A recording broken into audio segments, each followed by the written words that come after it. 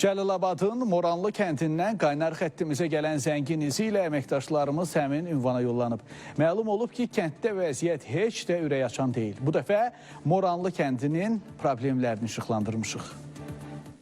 Qaz problemimiz var, yanacağımız yoxdur, odunu meşədən buraxmırlar. Moranlı kəndinin sakinləri deyir ki, mavi yanacağın olmaması gündəlik həyatlarını xeyli çətinləşdirir. Məcbur qalıb odun və digər yanacaq növlərindən istifadə edirlər ki, bu da həm əlavə xərc tələb edir, həm də ekologiyaya ziyan vurulur. Ağacda qalmayıb, yandırmışıq, körpə uşaqlarımız var, onlar qoca xəstələrimiz var.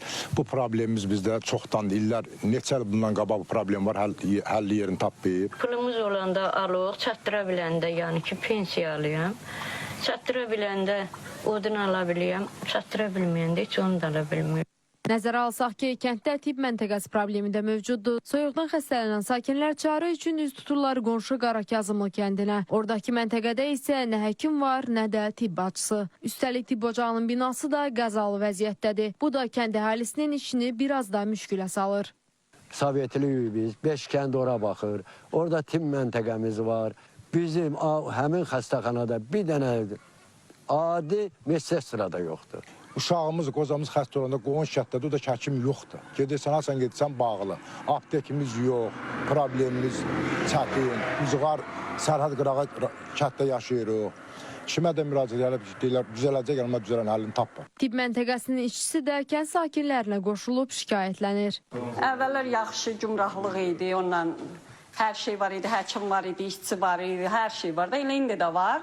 İntihası həkim pensiya çıxıb gedib, indi biraz sakitdir də, yəni xəstə də gəlir hər yerdən gəlir. Bənim 4 kəndin hamısı bura gəlir.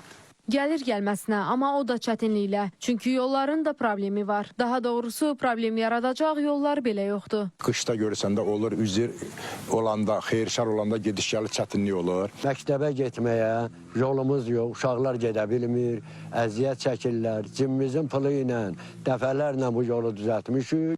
Sakinləri narahat edən problemlərlə bağlı aidiyyatı qurumlara sorğu göndərdik. Əvvəlcə kənd daxili yolların təmirsiz olması ilə bağlı kənd bələdiyyəsinə ünvanladığımız suala cavab olaraq bildirildi ki, çəkilişimizdən dərhal sonra əraziyə 3 maşın cınğıl qum səpilib və bu işlər davam etdiriləcək. Təbibdən isə tibb məntəqəsi ilə bağlı məsələnin araşdırıldığı və problemin həlli istiqamətində müvafiq tədbirlərin görüləcəyi bildirildi. Mavi yanacaq məsələsinə gəlincə, aidiyyatı qurumdan problemin həlli istiqamətində addımların atılacağı deyildi. Yaqub Mehdoğlu, Diana Cəlali, Vüqar Qaliboğlu, Space TV, Cəlilabad.